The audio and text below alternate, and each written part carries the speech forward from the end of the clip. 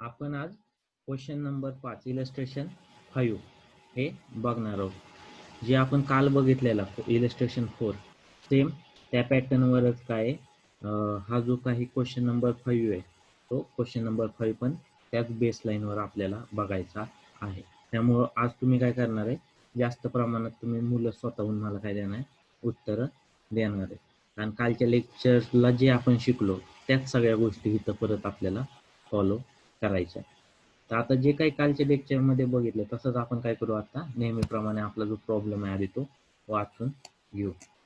काय होतं, the following is the balance sheet of Madhuri and Manisha sharing profit and loss in the ratio of 3:2 as 31st March 2019.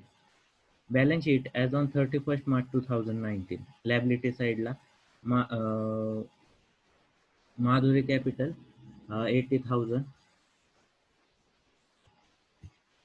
Madhuri capital 80,000, नंतर Manisha capital 1 lakh, sundry creditors 60,000 आणि bills payable 10,000. अशा रीतीने ह्या amounts आहेत. तिथं थोडं ॲडजस्टमेंटला चुकलेलं.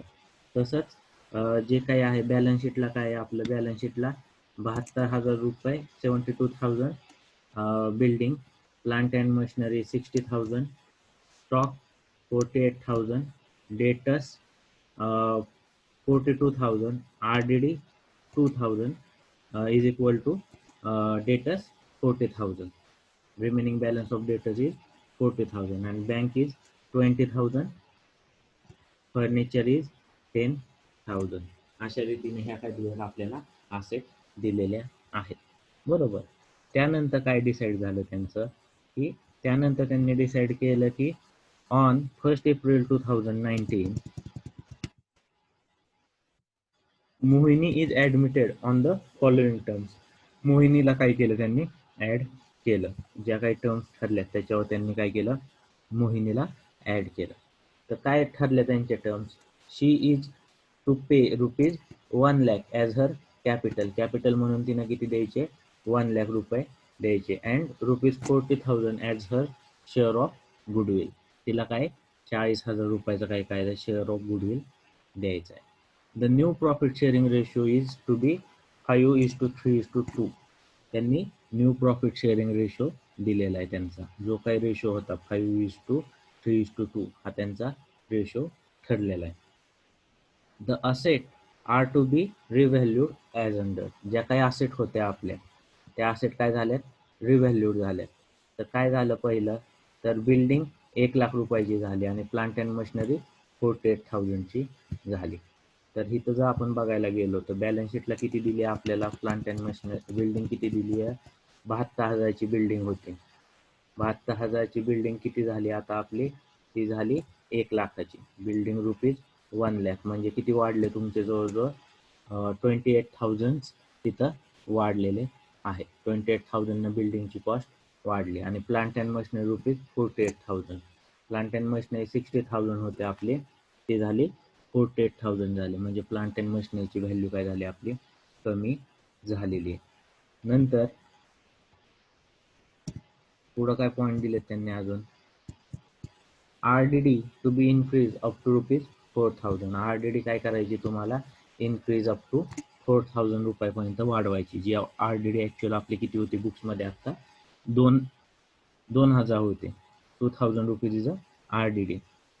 आता आपल्याला किती करायची, ती 4,000 अप टू 4,000. म्हणजे तुमच्या RDDची प्रोव्हिजन अजून तुम्हाला किती 2,000 रुपयांनी वाढवावी लागणार आहे. The old partners decided to retain half of the amount of goodwill in the business. Old पार्टनरनं काय डिसाईड केलंय की बाबा त्यांचं हाफ अमाऊंटचं जे गुडविल आहे, म्हणजे 40,000तले जे 20,000 रुपये ते 20,000 रुपये ते काय करणार, बिझनेसमध्येच ठेवणार आहे.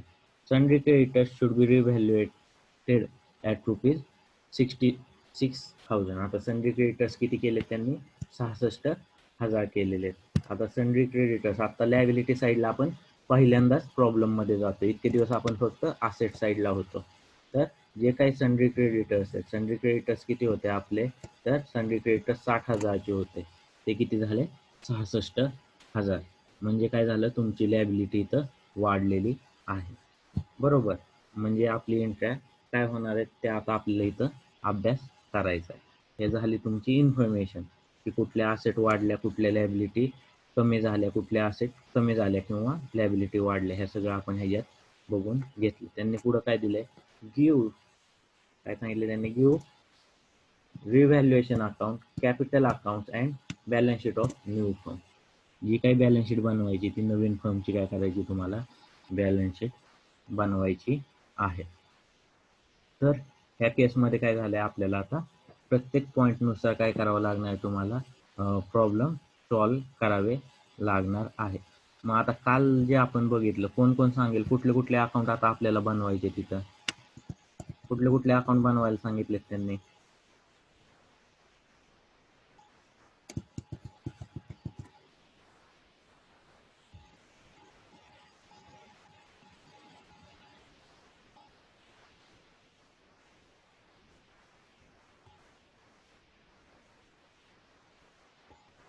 कोण सांगतंय कुठले कुठले अकाउंट त्यांनी सांगितले?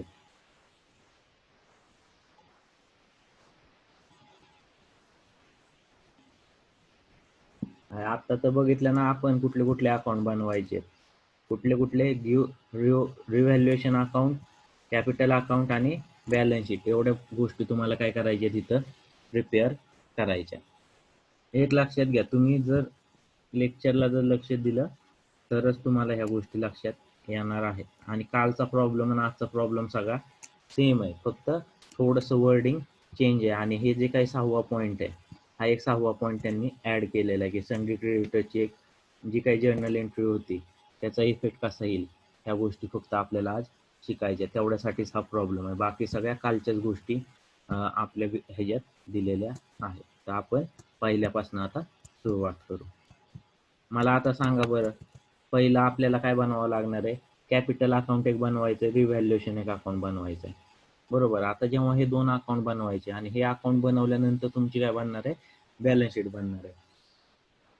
तर पहिली जी गोष्ट आहे, तर त्या पहिल्या गोष्टीसाठी आपलं काय, कॅपिटल अकाउंट बनवायचं. तर कॅपिटल अकाउंटचं कोण सांगेल स्ट्रक्चर कसं राहील? कॅपिटल अकाउंटचे बॅलन्सेस कुठं जाणार, ओपनिंग बॅलन्सेस, हे जे कॅपिटल अकाउंट आहे माधुरीचा आणि मनीषाचा, त्याचं ओपनिंग बॅलन्सेस कुठं जाणार आहे?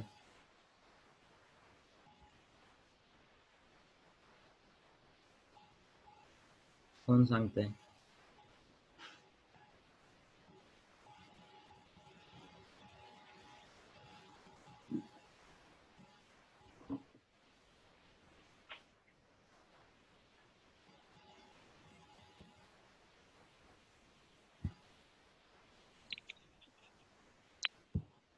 ओके. कोण बोला की, कोण का बोलायला माईक बंद आहेत सगळ्यांचे?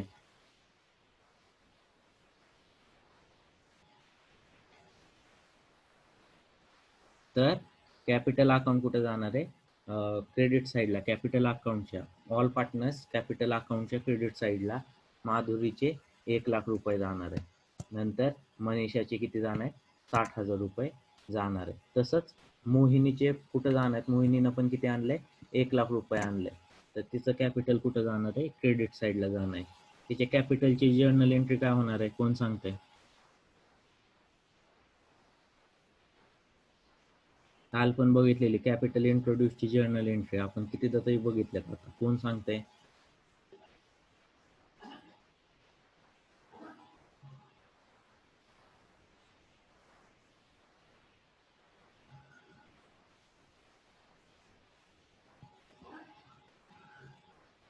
याची जर्नल एंट्री काय होणार आहे, तर cash account debit to Mohini's capital account, आणि पार्टनर्सच्या कॅपिटल अकाउंटला काय येणार, क्रेडिट साईडला बाय बँक 1,00,000 रुपये, अशी एंट्री पास होणार आहे. तर आपण आता त्याचं जे काही पोस्टिंग केलं ते पोस्टिंगचं आपण सोल्युशनमध्ये बघू. की जे काही आता तुम्हाला पहिलं सांगितलं काय, कॅपिटल अकाउंट आपण प्रिपेअर केलं, आपल्याला रिव्हॅल्युएशन अकाउंट आणि कॅपिटल अकाउंट बनवायचं होतं. पहिली ॲडजस्टमेंट कॅपिटलची असल्यामुळे आपण कॅपिटलचे बॅलन्स लिहून कॅपिटल अकाउंट तयार केलं. त्यानंतर रिव्हॅल्युएशन अकाउंट लिहायला चालू करणार आहोत. तर वहीमध्ये जर तुम्ही घेतलं पहिल्यांदा हो का, partners capital account, debit credit, credit साईडच्या पार्टनर्स कॅपिटलच्या क्रेडिट साईडला by balance brought down, Madhuri 80,000, Manisha 1,00,000. बरोबर. त्यांनी काय केलं, कॅपिटल इंट्रोड्यूस केलं. आणि दुसरी गोष्ट म्हणजे हे जे बघा इथं बँक अकाउंट एंट्री आणि 1,00,000, हे जे 1,00,000 आहेत हे लाख कुणी आणलेत, मोहिनीनं आणलेले आहेत. हे जे 20,000 इथं आले ते खालचे गुडविलचे 20,000 आहेत, ते वर चुकून पेस्ट झालेले. तर हे जे काही बँक अकाउंट आहे त्याची काय झाले, 1,00,000 रुपये तिनं कॅपिटल आणलं. नंतर काय केलं, दुसरी गोष्ट काय केली तिनं पहिल्या पॉईंट मधली, आपण नेहमी सिक्वेन्सनुसार प्रॉब्लेम सोडवत जायचं, त्यानुसार जे काही येत जाईल त्या फ्लो मध्ये ऑटोमॅटिक तुम्हाला उत्तरं सापडत जातील. आता पुढचा पॉईंट काय होता, तिनं पहिलं काय आणलं, आता मोहिनीनं कॅपिटल आणलं, तिच्या कॅपिटलची एंट्री झाली. बरोबर. कॅपिटलच्या एंट्रीसाठी मग आपण सगळ्यांच्या एंट्री केल्या, माधुरीच्या कॅपिटलची आणि मनीषाच्या कॅपिटलची पण आपण काय केली, एंट्री केली. नंतर काय, ₹40,000 as her share of goodwill, तिनं काय केलं, 40,000 रुपये काय केलंय, गुडविलचे आणलेले.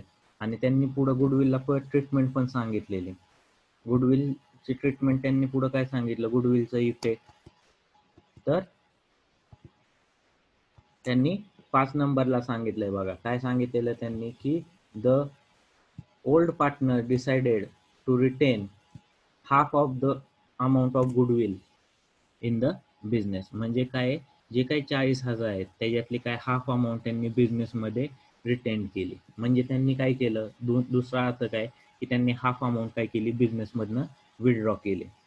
त्यामुळं हे जे काही ॲडजस्टमेंट येणार आहे ह्याच्यात काय येणार आहे, पहिली जर्नल एंट्री तुमची काय होणार आहे, की मोहिनीनं गुडविल आणलं. बरोबर. म्हणजे जर तुम्ही नॉर्मल सिनारिओमध्ये जर एंट्री करायला गेला तर तुमचं काय येणार आहे, goodwill account debit to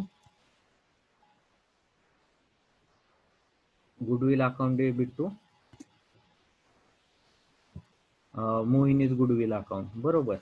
Mohini's goodwill account, आणि नंतर ते गुडविल कोणाला ट्रान्सफर झालं, goodwill account debit to old partners sacrifice रेशोमध्ये. ओल्ड पार्टनर्स कोण आहेत आपले, माधुरी आणि मनीषा, त्यांचा सॅक्रिफाईस रेशो 1:1 येत होता. तर त्यांचे सॅक्रिफाईस रेशोमध्ये आपण त्यांना काय केलं, ट्रान्सफर केले. मग हो का, इथं जेव्हा त्यांना ट्रान्सफर केलं जातं तेव्हा काय आलं, बाय गुडविल अकाउंट, माधुरीला 20,000, मनीषाला 20,000. बरोबर. हे 20,000 इथं वर गेले, ते 20,000चं गुडविल आपण काय केलंय, पार्टनर्सला ट्रान्सफर केलं. आता त्या पार्टनर्सनं 5 नंबरच्या पॉईंटमध्ये आपल्याला परत काय सांगितलं, half of the amount retain in the business. म्हणजे त्यांनी हाफ अमाऊंट काय केली, त्याच्यातली विथड्रॉ केली. मग त्याची एंट्री काय होती, partners capital account debit to bank account. मग माधुरीनं किती केलते, 10,000 रुपये विथड्रॉ केलते, मनीषानं किती केलते, 10,000 रुपये विथड्रॉ केलते. मग ते ती त्याची जर्नल एंट्रीचं पोस्टिंग झालं, partners capital account debit to bank account. 10,000 रुपये त्यांनी काय केले, त्याच्यातनं विथड्रॉ केलेले. जेव्हा आपण गुडविल मधनं पैसे विथड्रॉ करतो तेव्हा त्याचे इफेक्ट कुठे जातात, पार्टनर्सच्या कॅपिटल अकाउंटला जात असतात.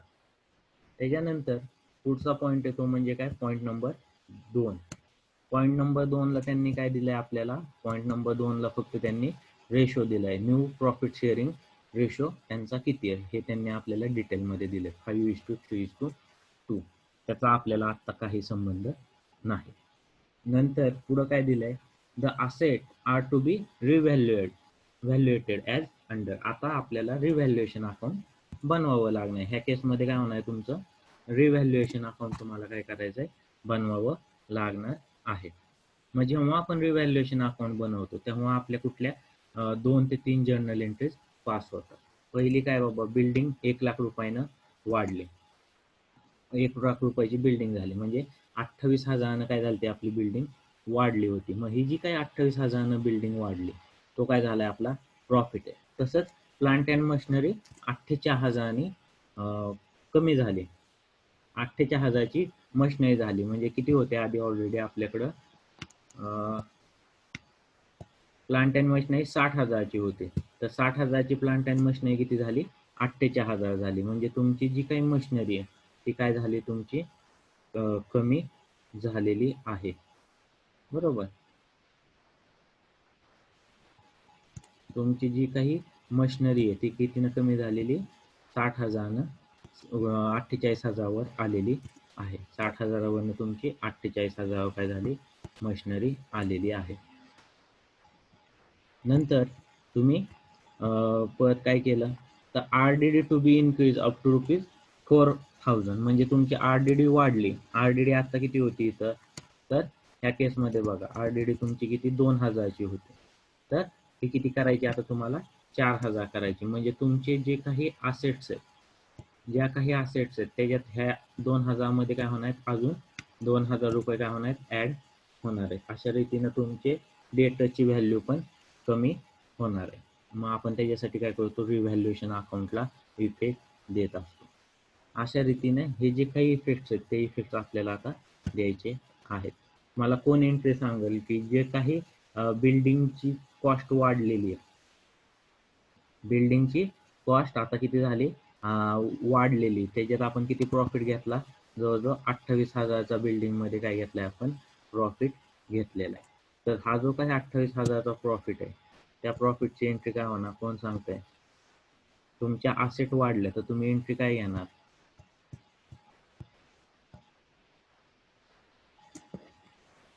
कोण सांगतंय?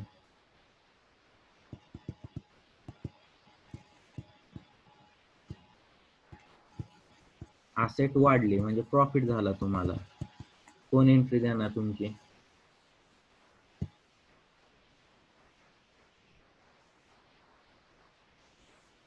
त्याची जर्नल एंट्री काय होणार?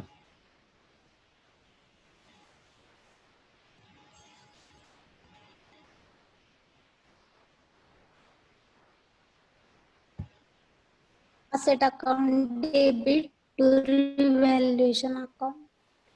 बरोबर. Asset account debit to revaluation account म्हणजे जेव्हा तुमच्या असेटची व्हॅल्यू वाढते तेव्हा तुम्ही ही एंट्री पास करता. कुठली? Asset account debit to revaluation account. Okay. तर आता आपली कुठली असेट वाढली? तर बिल्डिंगची वाढली. बरोबर. म्हणजे तुमचं अकाउंट काय आलं? Building account debit. कितीनं वाढली तुमची बिल्डिंग अकाउंट आता? तर बिल्डिंग अकाउंट वाढले 28,000. बरोबर. Building account debit 28,000 to revaluation account 28,000 ही तुमची जर्नल एंट्री पास झाली. आणि ही जर्नल एंट्रीचं पोस्टिंग तुम्ही रिव्हॅल्युएशन अकाउंटमध्ये पोस्ट करताल तर त्या केसमध्ये काय येणार आहे? रिव्हॅल्युएशन अकाउंटच्या इथं बाय बिल्डिंग किती येणार? 28,000. क्रेडिट साईडला बिल्डिंग ह्याच्या रिव्हॅल्युएशनच्या क्रेडिट साईडला काय येणार आहे तुमचं? बाय बिल्डिंग 28,000ची एंट्री पास होणार आहे. हो का? हे आता आपण रिव्हॅल्युएशन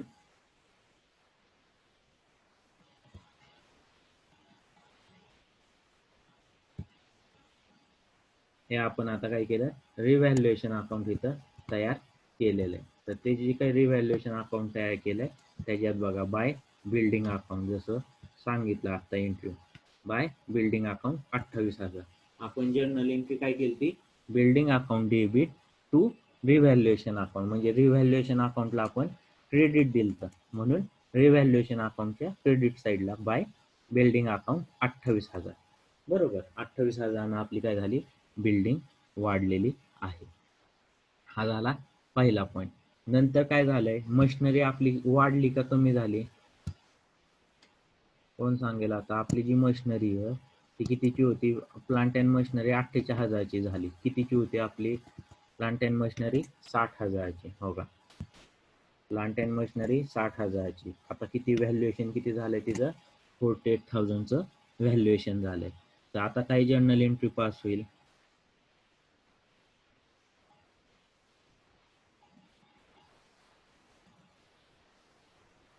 कोण सांगतंय? Revaluation account debit to asset account. Asset account. बरोबर. मग आता ह्याच्यात असेट कुठली आहे? असेटचं नाव काय आपल्या आता?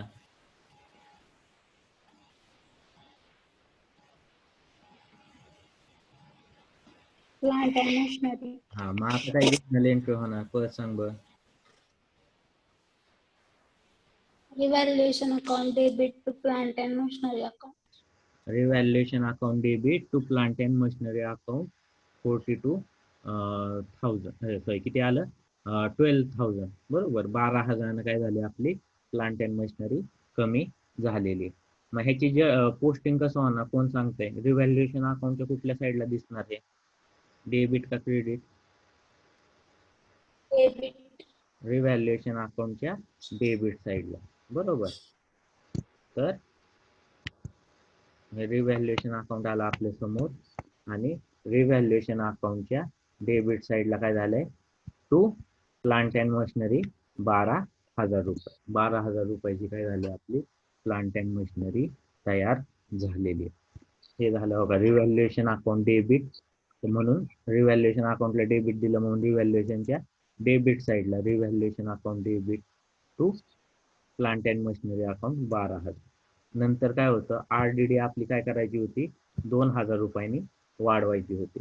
मग त्याची जर्नल एंट्री काय झाली एकूण आरडीडी ऑलरेडी आपण 2,000ची प्रोव्हिजन केली प्लस 2,000 रुपये अजून वाढवायचे अप टू 4,000 करायची होती. मग त्याची जर्नल एंट्री काय झाली revaluation account debit to RDD account 2,000 रुपये आपली त्यानं काय झालेली आहे असेट ही कमी झालेली आहे. असेट ऑटोमॅटिकली आपली कमी झाली कारण जे डेटर्स आहेत तेवढे 2,000 अजून कमी झाले. जे 40,000चे डेटर्स होते त्याच्यात अजून 2,000 कमी झाल्यावर 38,000चे डेटर्स झालेले आहेत. म्हणजे तेवढ्यानं आपलं काय झालंय प्रॉफिट कमी झालेलं. म्हणून आपण त्यांना काय केलं रिव्हॅल्युएशन अकाउंटच्या डेबिट साईडला आपण काय केलं 2,000 रुपये ट्रान्सफर केले. नंतर पुढची एंट्री होती ती म्हणजे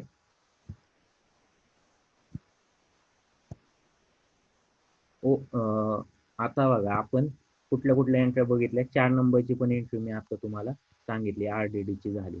मध्ये आपण 3 नंबरची बघितली प्लांट अँड मशिनरीची आणि बिल्डिंगची. ह्या बघा इथं ज्या एंट्रीज आहेत 12,000 आणि बाय बिल्डिंग अकाउंट वाढलं म्हणून 28,000. तर त्याचप्रमाणे आता काय झालंय आपले जे सन्ड्री क्रेडिटर्स आहेत सन्ड्री क्रेडिटर्स काय आहेत हे आता आपले 66,000 झालेले. मग ते जे काही 60,000चे होते ते किती झाले 66,000 रुपये झालेले. तर आता जे काही सन्ड्री डेटर्स आहेत इतक्या वेळ जे आपण जर्नल एंट्री केली सेम त्याच्या अपोजिट एंट्री इथं होते.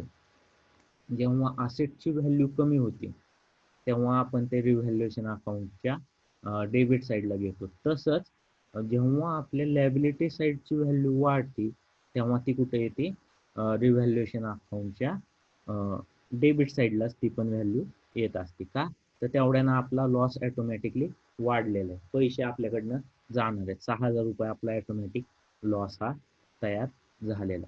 तर जेव्हा तुमच्या असेटची व्हॅल्यू वाढते तेव्हा तुम्ही काय करता रिव्हॅल्युएशन अकाउंटला क्रेडिट देता. आणि जेव्हा तुमच्या लॅबिलिटी इन्क्रीज होते जेव्हा तुमची जी लॅबिलिटी आहे ती जेव्हा इन्क्रीज होते तेव्हा तुम्ही काय करत असता ती लॅबिलिटी रिव्हॅल्युएशन अकाउंटच्या क्रेडिटला लिहित असता. म्हणजे असेट वाढली आणि लॅबिलिटी कमी झाली तर तुम्ही रिव्हॅल्युएशनच्या क्रेडिटला जाणार रिव्हॅल्युएशनच्या क्रेडिटला जाणार. आणि जर तुमची असेट काय म्हणतात असेट कमी झाली आणि लॅबिलिटी वाढली तर तुम्ही रिव्हॅल्युएशन अकाउंटच्या डेबिटला जाणार आहात. तर अशा रीतीनं आपण काय केलंय तर sundry creditor should be revaluated at 66,000 म्हणजे 6,000 ते वाढलेले. मग त्याची जर्नल एंट्री काय झाली revaluation account debit to sundry creditors account 6,000 रुपयाने तुमचे सन्ड्री क्रेडिटर्स काय झालेले वाढलेले आहेत. बरोबर. अशा रीतीने काय झालं तुमचे सन्ड्री क्रेडिटर्स कितीने वाढले 6,000 रुपयांनी वाढलेले आहेत. नंतर हे झालं आपल्या सगळ्या गोष्टींचं पोस्टिंग करून झालं. मग आपण काय केलं ॲज युजल नेहमीप्रमाणे काय केलं रिव्हॅल्युएशन अकाउंटचा काय केला प्रॉफिट कॅल्क्युलेट केला. बरोबर. रिव्हॅल्युएशन अकाउंटचा आपण काय केलं प्रॉफिट कॅल्क्युलेट केलं.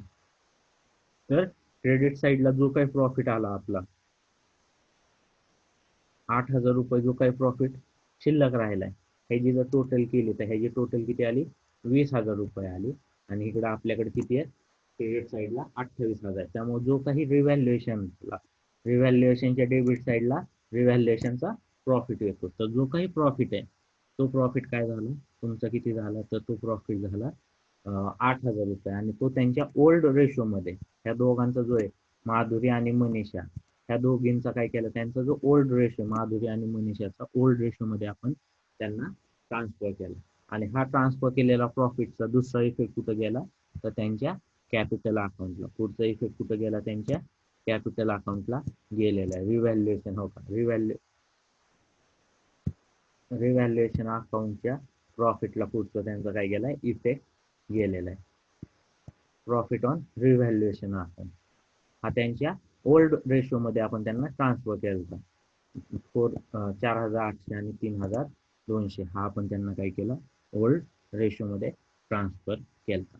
मग आता कॅपिटल अकाउंट पण आपल्याला काय करायचं ह्यानंतर क्लोज करून घ्यायचं. आपलं आता रिव्हॅल्युएशन अकाउंट क्लोज झालं प्रॉफिट ट्रान्सफर झाला म्हणजे ते नील झालं. इथं बघितलं तर तुम्ही 28,000ला आपलं रिव्हॅल्युएशन अकाउंट क्लोज झालेलं दिसतं.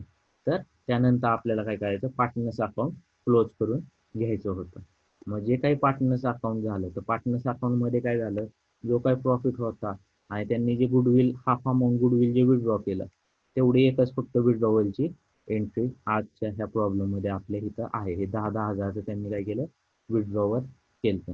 मग काय केलं आपण माधुरीचं कॅपिटल ओपनिंग बॅलन्स गुडविलचा बॅलन्स आणि रिव्हॅल्युएशनचा बॅलन्स तो आला 1,04,800 मायनस 10,000 मिळून हे किती झालं 94,800 त्यांचा कॅपिटलचा करंट बॅलन्स आला. तसंच मनीषाचा बॅलन्स आला 1,13,200 आणि मोहिनीचा बॅलन्स आला 1,00,000 का तर तिला कुठल्याही प्रॉफिटमध्ये किंवा लॉसमध्ये आपण आता तिला सहभागी केलेलं नाही. ती कधी सहभागी होणार इथनं पुढे जो काही प्रॉफिट लॉस होणार आहे त्यात ती काय होणार आहे सहभागी होणार आहे. त्यामुळे तिला आता आपण कुठलाही रिव्हॅल्युएशन अकाउंट म्हणजे काय जे प्रिव्हियस बॅलन्स शीटचे जे आपले प्रॉफिट लॉस आहेत त्यासाठी इफेक्ट हे ओल्ड पार्टनर्सच्या कॅपिटल अकाउंटला आपण दिलेले असतात.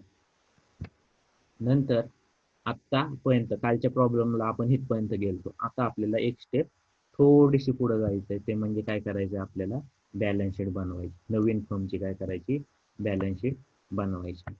तर आता नवीन फर्मची बॅलन्स शीट बनवताना जे काही रिव्हॅल्युएशन अकाउंटचे आपण इफेक्ट दिलेत ते सगळे इफेक्ट ऑटोमॅटिकली तुमच्या इथं येणार आहे. पहिली गोष्ट तुम्ही कॅपिटल अकाउंट बनवलेलं हे जे काही कॅपिटल अकाउंट आहे त्याचे बॅलन्सेस ते तुमचे काय होणार नवीन फर्मचे ओपनिंग बॅलन्स होणार. हे बघा हे 94,800 1,13,200 आणि 1,00,000 हे जे काही तुमचे क्लोजिंग बॅलन्स आहेत आफ्टर रिव्हॅल्युएशनचे इफेक्ट दिले पहिले ते म्हणजे कॅपिटल साईडला आले.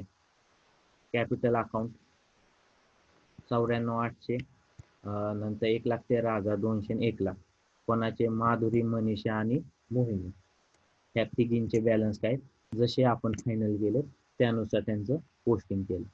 नंतर काय केलं पुढचं लायबिलिटी साईडला होतं क्रेडिटर्स. आपले क्रेडिटर्स किती होते इथं 60,000चे होते पण आफ्टर रिव्हॅल्युएशन आपले किती झाले ते 66,000 ते ऍडजस्टमेंट दिली.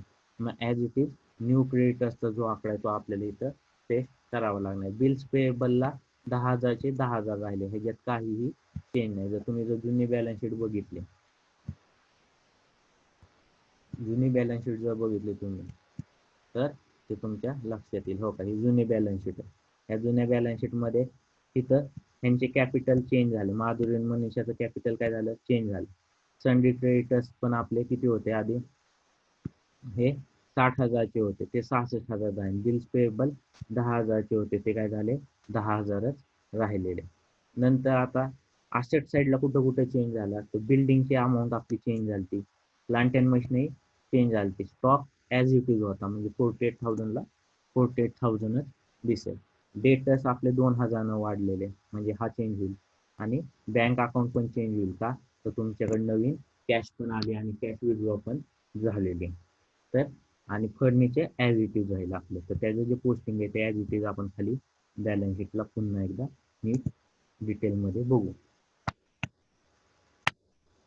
आता आपण लायबिलिटी साईड कंप्लीट केली. नवीन बॅलन्स शीटची काय केली लायबिलिटी साईड इथपर्यंत कंप्लीट केली ती. मग नवीन आपली जशी बॅलन्स शीट होती त्या बॅलन्स शीट मधले ॲज इट इज आयटम आपण परत इथं पोस्ट केले. बिल्डिंग किती होती तुमची? तर बिल्डिंग होती 72,000ची आपली बिल्डिंग होती. मग हे जे काही 72,000ची जी बिल्डिंग आहे, तर ह्या 72,000च्या बिल्डिंग मध्ये काय झालंय, तुमचे 28,000चं जे ऍप्रिसिएशन झालं, टोटल 1,00,000 रुपये तुमच्या बाहेरच्या साईडला आले. बिल्डिंगची व्हॅल्यू वाढली होती, 28,000 आपण वाढवली होती. तसंच त्यांनी काय केलं की जे काही डिप्रिसिएशन आहे, प्लांट अँड मशिनरी काय झाली तुमची 60,000ची किती झाली ती 48,000 झाली. मग त्यांनी 48,000 बाहेर घेतले आणि जे काही लेस डिप्रिसिएशन आहे ते किती 12,000 रुपये, जी काही व्हॅल्यू कमी झाली ती व्हॅल्यू तुमची इथं त्यांनी डिप्रिशिएट केलेली. फर्निचर जसं मी तुम्हाला म्हटलं त्याच्यावर काही सुद्धा ऍडजस्टमेंट आपली नव्हती. मग फर्निचरला स्ट्रेट 10,000 रुपयाला 10,000 रुपये फर्निचर घेतलं. सन्ड्री डेटर्स किती होते? 42,000चे होते. त्याच्यातनं RDD आपण जी काही 4,000ची घेतली तेवढे त्यांनी मायनस करून इथं 38,000 रुपये घेतलेले. आणि स्टॉक 48,000चा 48,000 हा ठेवलेला आहे. बरोबर. आता जी काही बँक आहे ह्या बँकला काय झाले तुमचे इफेक्ट्स आलेले. तर तुमच्याकडे जर बँक बॅलन्स बघितला, आता तुम्ही म्हणताल की बँक 1,40,000 कसे आले, तर बँकेकडे कसे कसे पैसे आले, तर ते मी तुम्हाला आता इथं सांगतो. बँकेत कुठं कुठं पैसे आले, तर बँकेत पहिले 1,00,000 रुपये आले. बरोबर, बँकेत 1,00,000 रुपये आले. तसंच बँकेत अजून गुडविलचे हे 20,000 रुपये पण बँकेमध्ये आले होते. म्हणजे बँकेमध्ये टोटल जे काही मनीषा नाही सॉरी, कोण आहे, माधुरी ना, मोहिनीनं टोटल आपल्याला किती दिलेत? मोहिनीनं बँकेत पैसे किती आणले, तर रुपीज 1,00,000 रुपये आणि 40,000 रुपये गुडविलचे, असे मिळून 1,40,000 आपल्याला मोहिनीनं दिलते. आणि आपल्याकडे ओपनिंग बॅलन्स होता 20,000. म्हणजे टोटल पैसे किती झाले आपले? 1,60,000 झाले. पण आपण काय केलं, गुडविल हाफ अमाऊंटचं जे गुडविल होतं 40,000तले 20,000 रुपये पार्टनर्सनं विथड्रॉ केले. ते 20,000 रुपये आपण काय केले, त्याच्यातनं लेस केले. आणि अशा रीतीनं आपल्याकडे किती राहिली? 1,40,000 ही अमाऊंट राहिलेली आहे. तर जी काही बॅलन्स राहिला हा बॅलन्स 1,40,000 रुपये आपण इथं लिहिलेला आहे. आणि अशा रीतीनं आपली बॅलन्स शीट इथं काय झाली, टॅली झालेली 1,40,000. ओके. कोणाला काही शंका आहे का? अशा रीतीने हा प्रॉब्लेम काय झाला आपल्या इथं सॉल्व्ह झालेला आहे. कोणाला काही शंका आहे का?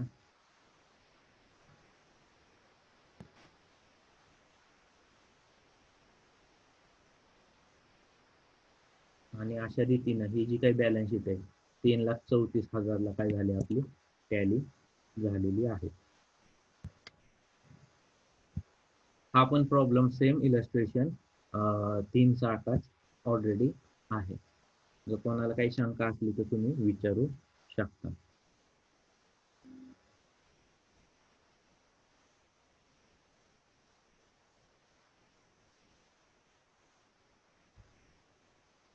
तर अशा रीतीने जर कोणाला